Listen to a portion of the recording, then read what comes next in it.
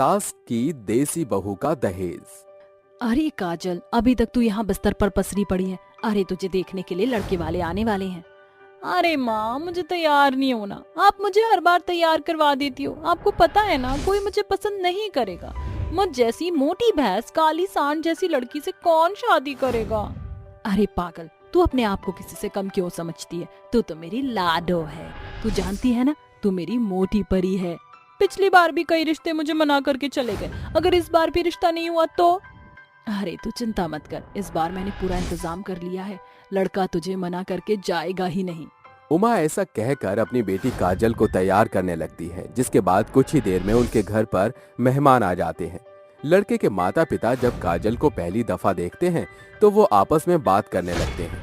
ये देखकर काजल को बहुत अजीब लगता है और वो अपनी माँ के कान में कहती है, देखा माँ, मैंने आपसे कहा था, अब ये लोग भी मुझे मना करके चले जाएंगे। तू चिंता मत कर बेटी, हौसला रख, उन्हें कुछ बोलने तो दे। तभी लड़के की माँ कांता कहती है, समधन जी, हमें आपकी लड़की पसंद है, लेकिन जो हमारे बीच बात हुई है उसे अच्छे से याद रखिएगा। अरे हाँ हाँ समधन जी, आप चिंता मत कीजिए, सब कुछ वैसा ही होगा जैसा हमने आपसे कहा है। कुछ दिनों में दोनों परिवार में शादी का माहौल शुरू हो जाता है और सभी शादी की तैयारियों में लग जाते हैं। लेकिन शादी बिल्कुल सादे और सिंपल तरीके से होती है। जैसे ही काजल की बारात उसके घर पर आती है, काजल अपने कमरे की खिड़की से बारात को झांक कर देखती है। अरे ये क्या, बारात में तो कोई भी नहीं आया, केवल दूल्हा और उसके माता पिता ही है। ये बात काजल अपनी माँ उमा से पूछती है, जिसके बाद उमा कहती है, वो दरअसल लड़की को ज्यादा लोग नहीं चाहिए थे, इसलिए बारात में कम लोग आए हैं। काजल की शादी उसके होने वाले पति विवेक के साथ हो जाती है, जिसके बाद काजल के घर वाले उसे विदा करके उसके ससुराल भेज देते हैं। उसके साथ साथ 2 ट्रक भरकर दहेज भी जाता है। लेकिन जाने से पहले उमा काजल से कहती है, देखो बेटी, मैं तुमसे कुछ छुपाना नहीं चाहती। दरअसल बात यह है कि तुम्हारी शादी दहेज की शर्त पर हुई है। हमने शादी तो सिंपल तरीके से की, लेकिन दहेज पूरे 2 ट्रक भरकर भेजा है, जिसमें बहुत कुछ है और कई सारा सोना भी दिया है। इसके अलावा हमारे पास तुम्हारी शादी करवाने का और कोई तरीका नहीं था। लेकिन माँ, आपने ऐसा क्यों किया? दहेज की शर्त पर शादियाँ सही नहीं होती। और फिर आपके पास इतना सारा पैसा कहाँ से आया? बेटी, मैंने अपना घर बेच दिया है। अब मैं ये सब छोड़कर भगवान की भक्ति में लीन होने जा रही हूँ। तू अपना ध्यान रखियो। लेकिन माँ, आपने मेरी शादी के लिए ऐसा क्यों किया? इससे अच्छा तो मैं कुंवारी ही रहती। उमा काजल को विदा कर देती है, जिसके बाद काजल अपने ससुराल में आ जाती है। ससुराल में आने के बाद वो अपनी सभी जिम्मेदारियों को अच्छे से समझती है और सबका अच्छे से ख्याल भी रखती है। लेकिन उसकी सास कांता हर छोटी मोटी बातों के लिए उसे डांटना शुरू कर देती है। अरे बहू, ये तू क्या कर रही है? अभी तक तुझसे घर की साफ सफाई नहीं हुई है। अरे जरा सोफों पर देख, कितनी धूल जमी है। माँ जी, सुबह ही तो मैंने सबसे पहले सारे सोफे साफ किए हैं। कांता सोफे पर हाथ मारते हुए धूल दिखाती है और कहती है, लेकिन बहू, सोफे अभी अच्छे से साफ नहीं हुए हैं, इन्हें दोबारा साफ कर। कांता काजल से हर एक काम दोबारा करवाती रहती है। एक दिन कांता की कुछ सहेलियां घर पर आने वाली होती हैं।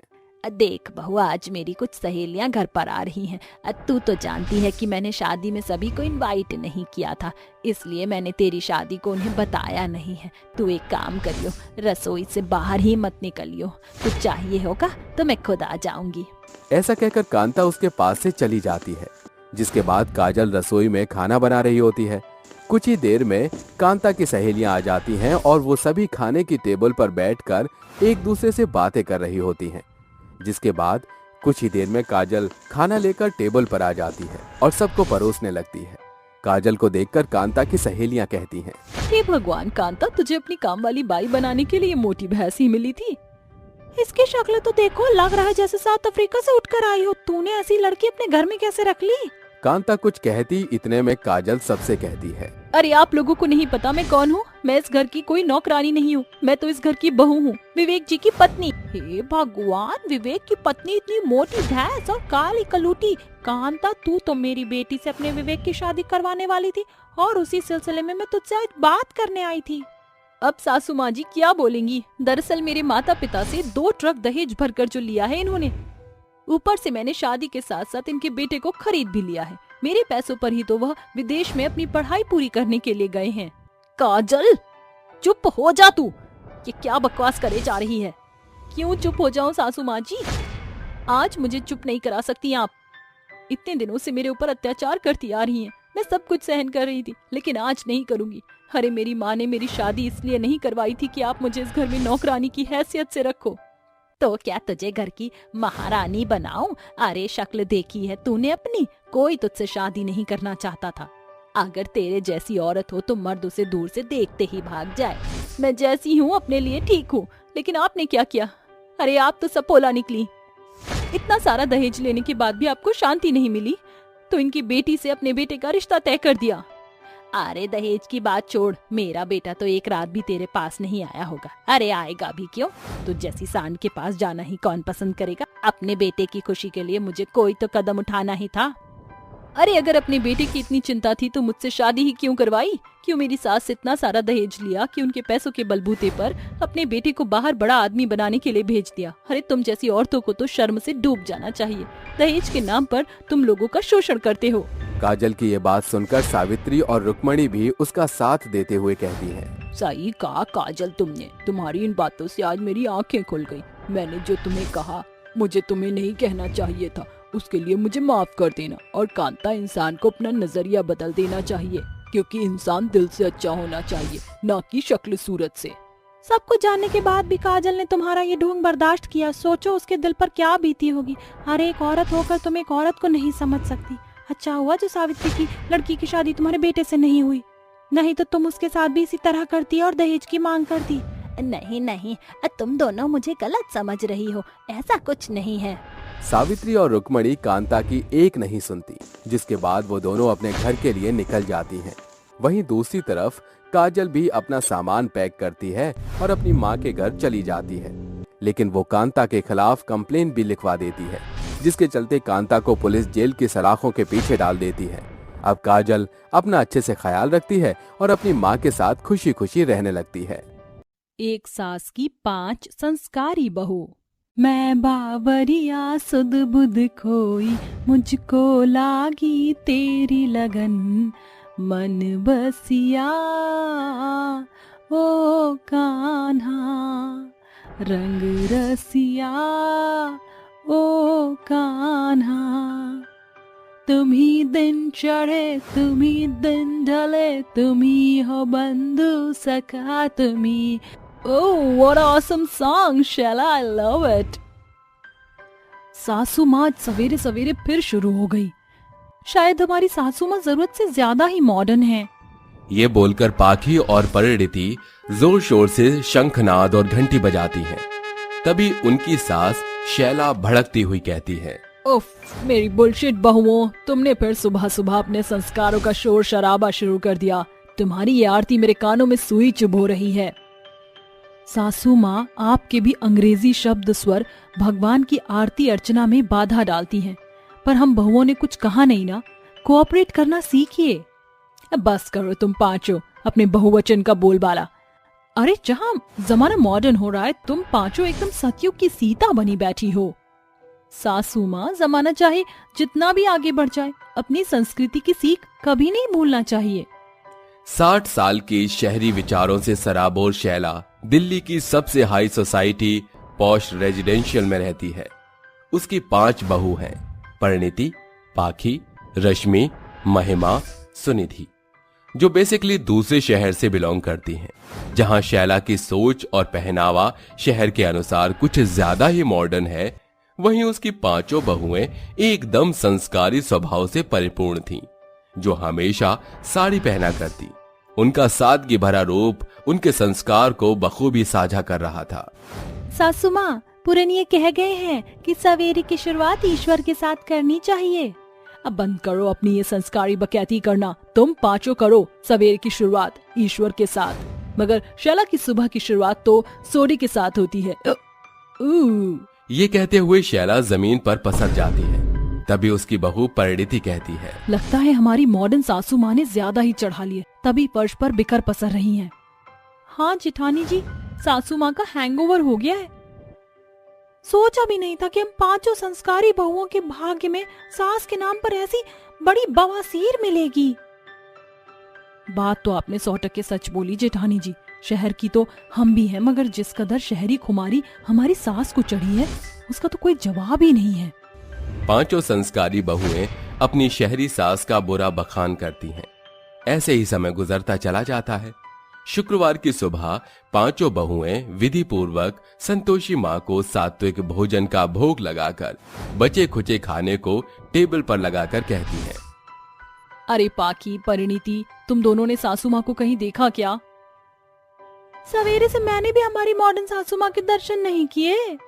दोनों बहुएं बातें ही कर रही थीं कि तभी परिणीति आती है और कहती है, 100 साल लंबी उम्र है आपकी, अभी हम आपकी ही बात कर रहे थे।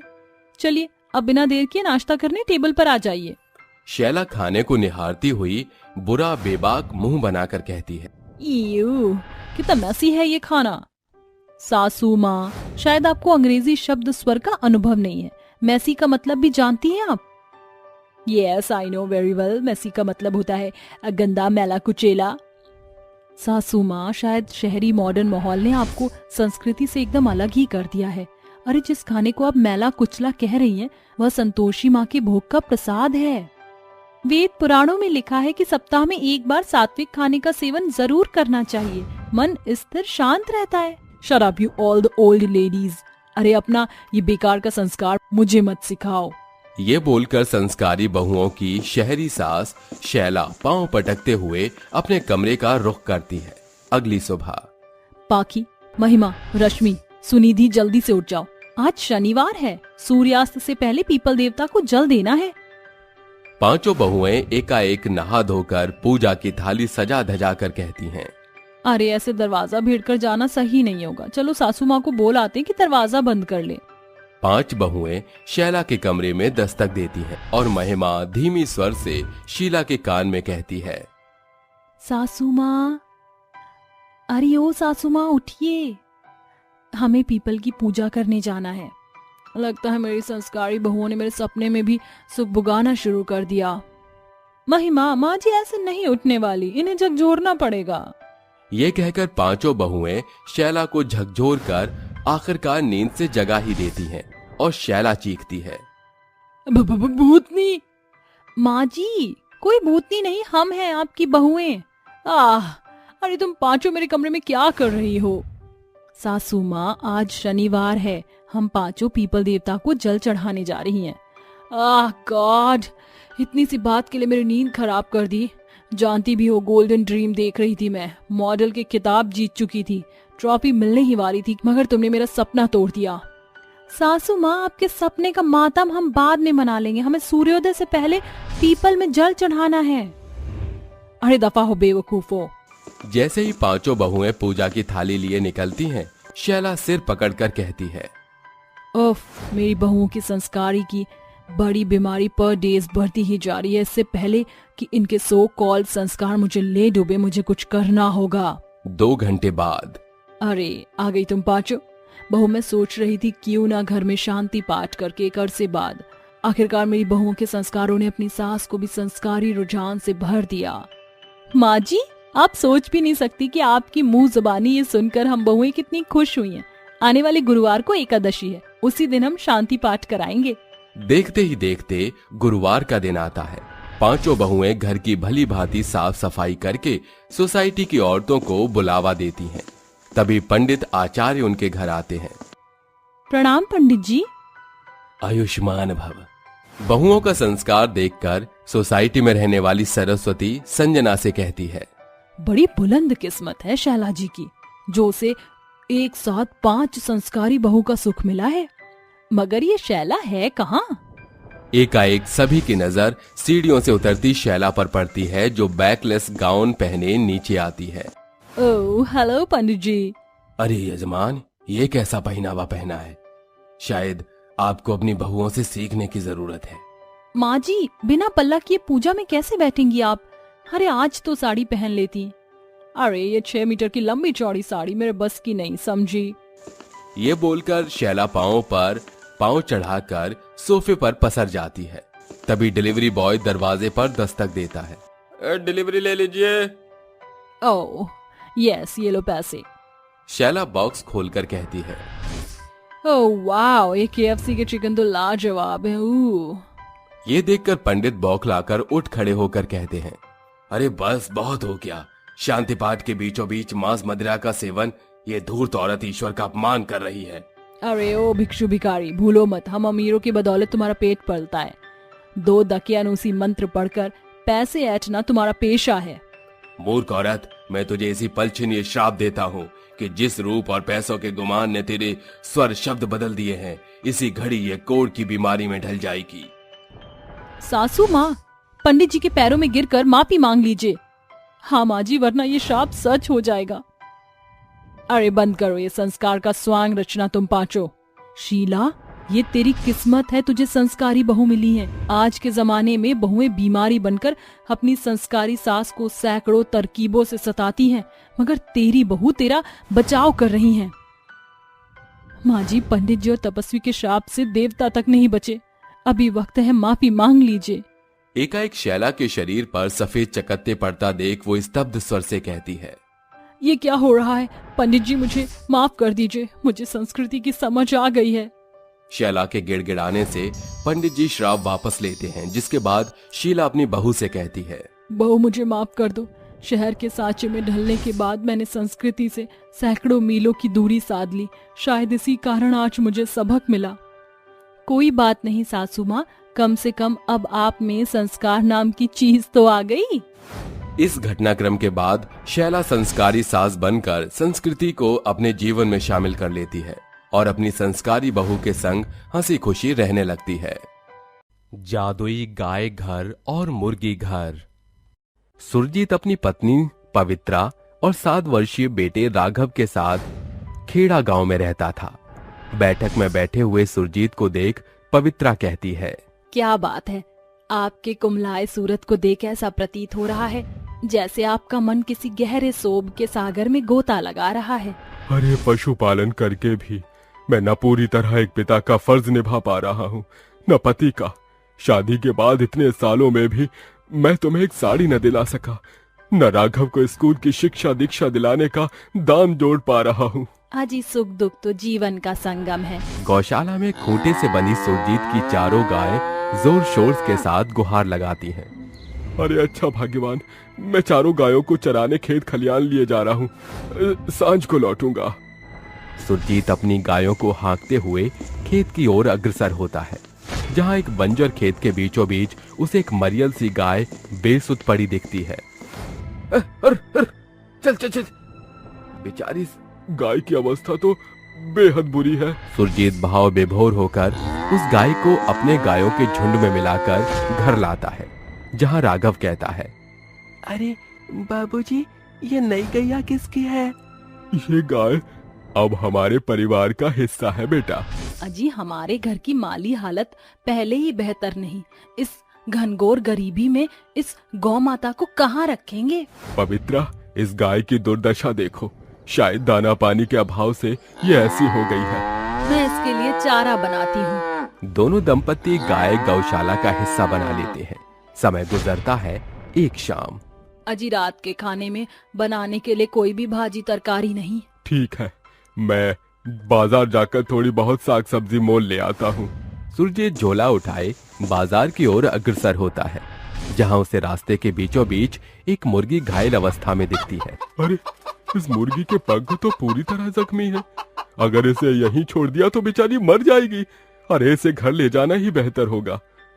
सुरजीत उस मुर्गी को घर लाता है, जहाँ पवित्रा उस पर बिगड़ते हुए कहती है, अजी, अब ये क्या नई बला उठा लाए?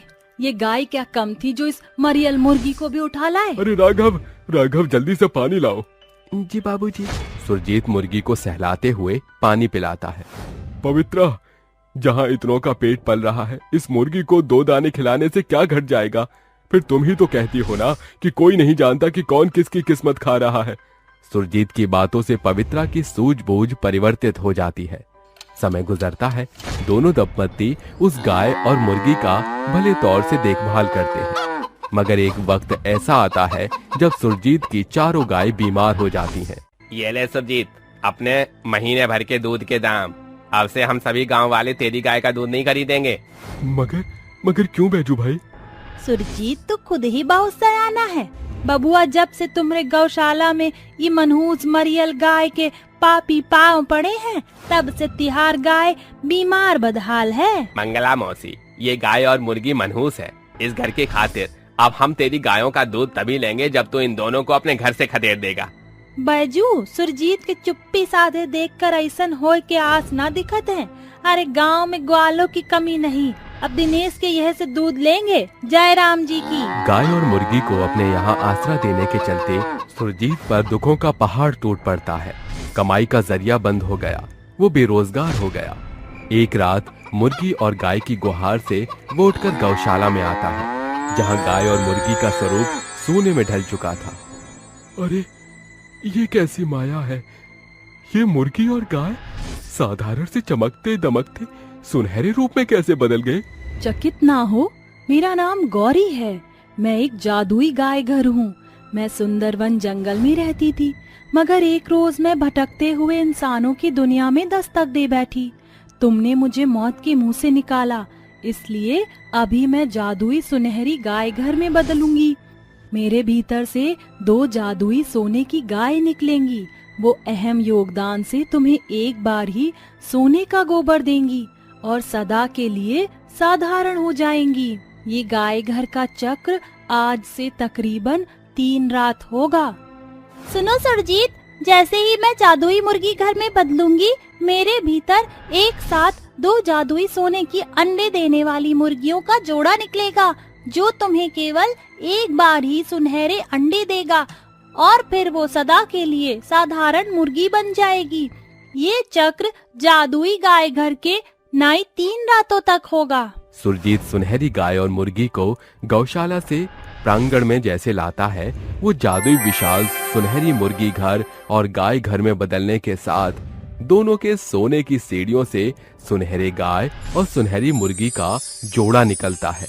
उसी पल छिन मुर्गी घर और गाय घर साधारण हो जाते हैं। अरे जादुई मुर्गी घर और गाय घर से निकली जादुई मुर्गी और गाय के जोड़ो, जरा अपना जादू तो दिखाना।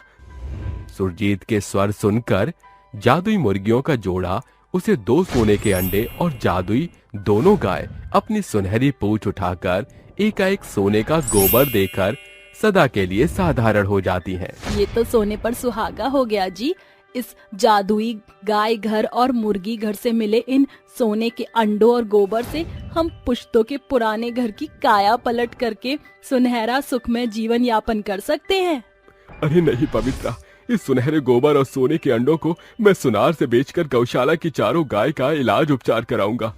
अगले ही सुबह सुरजीत उन गोबर और अंडों का सौदा सुनार से करके मिले पैसों से अपने पशुओं को मरने से बचा लेता है। अरे देखा पवित्रा, हमारी चारों गाय एकदम चकाचक हो गईं। पिताजी, इसका सारा श्रेय सुनहरी गैया घर को जाता है। सिर्फ गाय घर नहीं, बल्कि इसमें मुर्गी घर भी शामिल है राघव। दिन गुजरने के साथ दूसरे दिन की रात दस्तक देती है, जिसके साथ गाय और मुर्गी गुहार लगाती है। बाबूजी, लगता है गैया के जादुई गाय घर में बदलने की बेला हो चली है, तभी वो गुहार लगा रही है। हाँ, मुर्गी ने भी कुक्कड़ शुरू कर दी। पूरा परिवार जैसे ही सुनहरी हुई गाय और मुर्गी को प्रांगण में लाते हैं, दोनों चकाचौंध चमक से प्रकाशित होते हुए विशाल जादुई सुनहरे मुर्गी घर और गाय घर में बदलते हैं, जिनकी सुनहरी सीढ़ियों से सुनहरे गाय का जोड़ा और मुर्गी घर से सुनहरी मुर्गियों का जोड़ा उतरकर नीचे आता है। अरे जादुई सुनहरी मुर्गियों और गौ माता का जोड़ा, मुझे सोने का अंडा और सोने का गोबर दो, ताकि मैं उसे अपने गरीबी से घर को नए ढांचे में ढाल सकूं। जादुई मुर्गी घर और गाय घर से निकली सुनहरी मुर्गी और गाय उसे सुनहरा चमचमाता अंडा और गोबर देती है, जिसके पश्चात दोनों साधारण गाय और मुर्गी में बदलते हैं, जिसके साथ जादुई गाय घर और मुर्गी घर साधारण अक्ष धारण करते हैं। सुरजीत, तुम्हारे पास केवल कल की रात्रि शेष बची है। हाँ सुरजीत, कल रात आखिरी बार हम दोनों जीव जादुई मुर्गी घर और गाय घर में बदलकर तुम्हें सोने के मुर्गी और गाय का जादुई जोड़ा देंगी, और उसके पश्चात हम सदा सर्वदा के लिए अपनी मायावी दुनिया में दस्तक दे जाएंगी। जादुई मुर्गी और गैया, क्या हम तुम्हारे जादुई मुर्गी घर और गाय घर में एक बार घूम सकते हैं? क्यों नहीं राघव, कल जब हम दोनों जादुई आवास का अक्ष धारण करेंगी तब। अगली रात। अरे आज तीसरी और अंतिम रात है जब वो गाय और मुर्गी एक आखिरी बार जादुई मुर्गी घर और गाय घर में बदलेंगे। चलो चलो चलो। सुरजीत जिस पल छिन मुर्गी और गाय को प्रांगण में लाता है, दोनों बेहद विशाल मुर्गी घर और गाय घर में तब्दील हो जाती हैं। पूरा परिवार उनके शरीर में लगी सुनहरी सीढ़ियां चढ़कर घर के भीतर घूमता है। अरे अरे वाह बाबूजी, ये मुर्गी घर और गाय घर दोनों ही एकदम अद्भुत है। हमें चलना चाहिए। सुरजीत गाय घर और मुर्गी घर से जादुई मुर्गी जोड़ा और गाय का जोड़ा लिए बाहर आता है, जिसके बाद वो दोनों घर मुर्गी और गाय में बदलकर अंतिम शब्द स्वर कहती है। हमारे जाने की घड़ी हो गई है। अब तुम्हारे पास आधे दर्जन गाय और मुर्गियां हैं। इससे तुम्हारी आजीविका आसानी से चलेगी। ये कहकर जादुई मुर्गी घर और गाय घर सदा के लिए गायब हो जाता है। जो जाते जाते उन्हें 6 गाय और 6 मुर्गियां और दुधारू गाय देकर जाते हैं, जिससे सुरजीत का संसार पूरे तौर से बदल जाता है। अब वो बड़े तबके का पशुपालक बनकर परिवार के संग बेहतर जीवन। रात के समय एक बहुत ही भयानक लंबी गर्दन वाली चुड़ैल अपने पति के घर जाती है और खिड़की में से झांक कर अपने पति को देखते हुए कहती है, क्या बात है, बड़ी आराम की नींद सो रहे हैं, अब मैं इन लोगों की नींद हराम करूंगी। ऐसा कहकर लंबी गर्दन वाली चुड़ैल अपनी गर्दन खिड़की के अंदर घुसा देती है और अपने पति रोहित के कान के पास फुसफुसाते लगती है। ऐसी फुसफुसाने की आवाज़ सुनकर रोहित की नींद जाग उठती है और जैसी वो नींद से उठता है, उसके सामने उसकी पत्नी की भयानक मुंडी खिड़की से उसके कमरे के अंदर की तरफ आ रही होती है। वो ये नज़ारा देखकर बहुत बुरी तरह घबरा जाता है और घबराहट में चिल्लाने लगता है, अरे बचाओ बचाओ माँ, कहाँ हो आप? देखो मेरे कमरे में चुड़ैल आई है। अरे कोई मेरी मदद करो, अरे कोई बचाओ मुझे। रोहित के चिल्लाते पर उसकी माँ उर्मिला भागती हुई उसके कमरे में आती है। इतने में चुड़ैल अपनी लंबी गर्दन खिड़की से निकालकर वहाँ से गायब हो जाती है। उर्मिला रोहित के कमरे में आते ही उससे पूछती है, अरे इतनी बुरी तरह क्यों चिल्ला रहा था? कोई भूत वूत देख लिया क्या तूने? अरे माँ क्या बताऊँ, साक्षात भयानक चुड़ैल को अभी अपने कमरे में देखा है। मैंने इतनी भयानक चुड़ैल तो कभी जिंदगी में नहीं देखी होगी। वो चुड़ैल और कोई नहीं, दुर्गेश्वरी ही है। अरे तू पागल हो गया है क्या? जब देखो उसका नाम लेता रहता है। अरे वो मर चुकी है, अब वो जिंदा नहीं है। तू अपनी जिंदगी में आगे क्यों नहीं बढ़ता है? जब देखो तुझे उसी का ख्याल आता रहता है। तुझे तो मैं एक पंडित के पास लेकर जाऊंगी। मुझे तो लगता है कहीं मरते मरते उसकी आत्मा तुझे परेशान तो नहीं कर रही। अरे माँ, तुम आत्मा की बात कर रही हो? वो इतनी भयानक चुड़ैल बनकर मेरे आसपास घूम रही है। अब मैं तुम्हें कैसे समझाऊं? अरे हर रोज रात को उसकी लंबी गर्दन खिड़की से अंदर आते हुए मैं देखता हूँ। अरे बेटा, अब तू एक काम कर, मेरे साथ मेरे कमरे में आकर सो जा। उर्मिला अपने बेटे रोहित को अपने साथ अपने कमरे में ले जाती है, जिसके बाद दोनों माँ बेटे आराम से सो जाते हैं। अगले दिन जैसे ही सवेरा होता है, उर्मिला सबसे पहले एक पंडित के पास जाती है और उसको अपने बेटे के साथ हो रही सभी परेशानियों के बारे में बताती है। अरे पंडित जी, क्या बताएं, हमारे घर में दुर्गेश्वरी की आत्मा भटक रही है, हमारी कोई सहायता करो। कुछ करनी कुछ करमगत कुछ फूलंदे भाग। अरे पंडित जी, ये तुम क्या बोल रहे हो? सीधे सीधे समझाओ। जो तुमने बोया है वही तुमने पाया है। जो तुमने दुर्गेश्वरी के साथ किया था वो उसी का बदला लेने वापस आई है। याद करो तुमने उसके साथ क्या क्या किया था। पंडित के कहते ही उर्मिला सोचने लगती है, जिसके बाद वो अपने भविष्य काल में पहुंच जाती है। अरे बहन जी, ये लो मिठाइयाँ खाओ, आखिर इतना शुभ अवसर है। हमारे रोहित और हमारी दुर्गेश्वरी की शादी है, आज मुंह मीठा होना तो जरूरी है। ये बात तो बिल्कुल सही है बहन जी। आखिर हम दोनों के बच्चों की जोड़ी एक साथ कितनी अच्छी लगती है। उर्मिला अपने बेटे रोहित की शादी दुर्गेश्वरी नाम की लड़की से करवाकर उसे अपने घर ले आती है। शादी के कुछ दिन बाद दुर्गेश्वरी घर की सभी जिम्मेदारियों को अच्छे से समझ लेती है और अपनी सास उर्मिला की अच्छे से देखभाल करती है, जिसकी वजह से उर्मिला उसको ढेर सारे आशीर्वाद भी देने लगती है। फूलो फलो सदा सुहागन रहो, ईश्वर तुम्हें जल्दी से तरक्की दे और तुम्हें ऊंचाइयों पर पहुंचाए। अपनी सास की दुआएं लेकर दुर्गेश्वरी बहुत खुश होती है। माँ जी, मैंने बहुत सुना है कि सास कभी भी बहू की नहीं होती और वो अपने ऊपर बहुत अत्याचार करती है, लेकिन आप तो मेरी माँ जैसी हो और मेरा बहुत ख्याल रखती हो। भगवान ऐसी सास सबको दे और ऊपर वाला आपको दुआओं को जल्दी से सुने। दुर्गेश्वरी ऐसा कहकर रसोई में सुबह का नाश्ता बनाने के लिए चली जाती है, लेकिन उस बेचारी को क्या पता था कि ऊपर वाला उसकी सास उर्मिला की दुआओं का असर उल्टा ही सुन लेगा।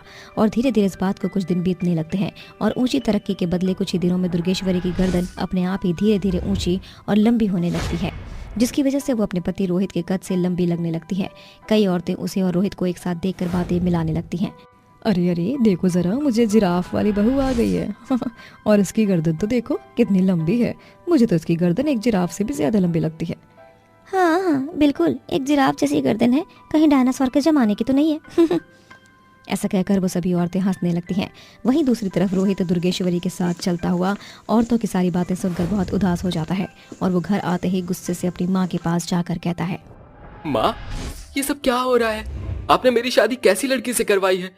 ये तो लंबाई में भी मुझसे ज्यादा लगती है। इसकी वजह से मुझे बहुत शर्मिंदगी महसूस होती है। अरे जहां भी जाता हूं सब लोग यही गाना गाने लगते हैं, जिसकी बीवी लंबी उसका भी बड़ा काम है। अरे छत से लगा दो, जीने का क्या काम है? अरे परेशान हो गया हूं मैं ये सब सुनकर। दुर्गेश्वरी की लंबी गर्दन ने तो मेरी भी बहुत बदनामी करवा रखी है। लंबी गर्दन वाली बहू कहकर अब सब चढ़ाते हैं मुझे। उर्मिला और रोहित को दुर्गेश्वरी आंखों ही आंखों में खटकने लगती है, जिसकी वजह से उर्मिला दुर्गेश्वरी के ऊपर अत्याचार करना शुरू कर देती है। और जब भी उर्मिला को गुस्सा आता है तो वो दुर्गेश्वरी की गर्दन पकड़कर उसे मारने लगती है।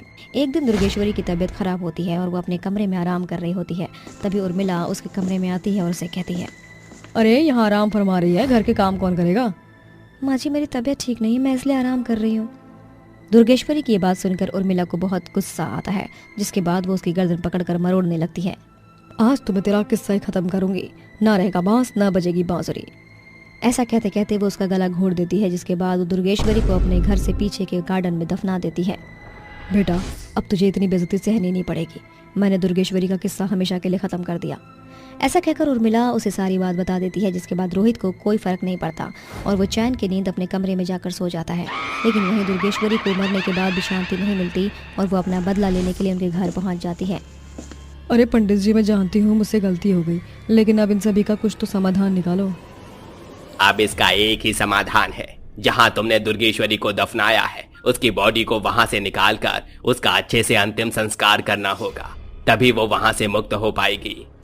पंडित जी की बात मानकर उर्मिला अपने बेटे रोहित के साथ अपने घर के गार्डन से दुर्गेश्वरी की बॉडी निकलवाती है और उसका अच्छे से अंतिम संस्कार करवा देती है, जिसके बाद लंबी गर्दन वाली चुड़ैल वहां से हमेशा के लिए चली जाती है, उसे मुक्ति मिल जाती है।